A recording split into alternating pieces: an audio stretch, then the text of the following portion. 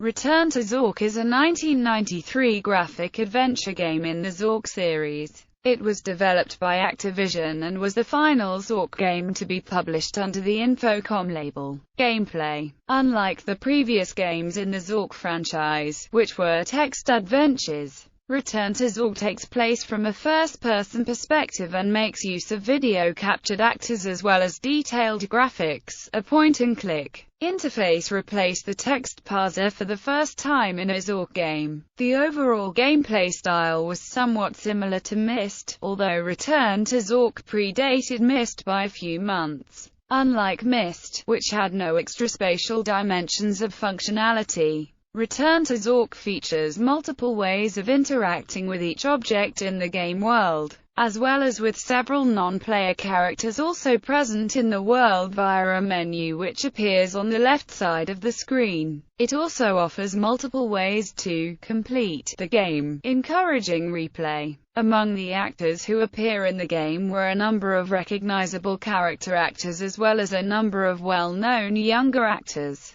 Robin Lively of Twin Peaks as the Fairy, Jason Harvey of The Wonder Years as the Troll King, and Sam J. Jones from the 1980 film Flash Gordon as the Blind Bowman, and A.J. Langer of My So-Called Life as fellow Zork explorer Rebecca Snoot, whom the player encounters on several occasions. Game designer Doug Barnett worked independently with Activision and wrote several choose-your-own-adventure style books. Art designer Mark Long had several goals in mind to make the game realistic, and avoid things like mazes in text adventure games, and multiple ways to solve puzzles, and to finish the game. In an interview in 1999, he stated these concepts. All of the puzzles in the game reference real, albeit esoteric, references to various cultures and archaeological history and studies. A common example would be the exploration of the pyramids in Egypt along with the mythology that surrounds them, but uncommonly known examples were chosen over better-known ones. Mark's overseas duties in the U.S. Army combined with a year of historical research enhanced the puzzles that must be solved to finish the game. Navigation is always correct. If you move north then south, you are always in the same place. Solving mazes was overdone, dull, and annoying. There are multiple ways to solve puzzles, as well as a half-dozen ways to complete the game. His reasoning: I didn't like games that you had to follow a single, specific, obfuscated path for each puzzle, and just one way the game could be finished. This was contrary to text-based adventure games and the widely popular Myst series.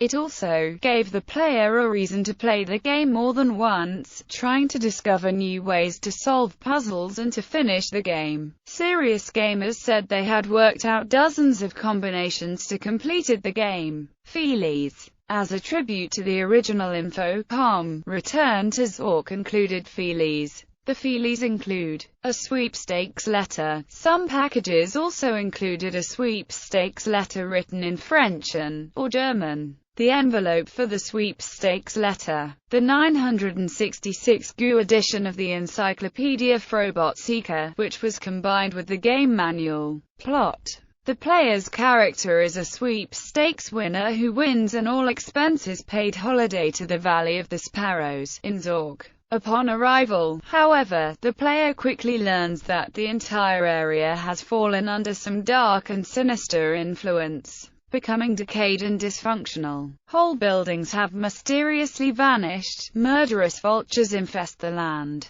People have frequent and disturbing nightmares featuring some dark being which refers to itself as Morphis, and many of those who have survived have become reclusive and paranoid. The player must survive countless perils whilst exploring the valley, investigating the causes of the powers that have gripped the land and ultimately putting a stop to them. Soundtrack. The game disc is also a 26-track audio disc. Each track on the disc plays in a specific location in the game. Some tracks are used in more than one location. In a few cases, a MIDI version of the music is used in the game instead of the CD recording. The tracks are as follows. Prologue. Opening of the mailbox. White House and Vulture Pits. Opening credits. West Shan Bar in front of Lighthouse and Road to the south. Bell near Temple. Entering the Great Underground Empire in closing sequence at end of game. Files in Mayor's office and notebook and sliding tiles puzzle. Guardian of Zork. Dreaming of Morpheus and Inside the Vulture Pits. Fool's Memorial. Heroes Memorial and Boar's Memorial. Hardware Store and Ferryman's Dock in Troll Defeat. Troll Fight. Gift Shop. Booze Miller. Dwarven Mines. Whispering Woods. Entering the Citadel of Zork. Endgame of Survivor. Moodoc's Armory. Forest of the Spirits. Cliffs of Depression and Bogs. Blacksmith and Incinerator. Medley.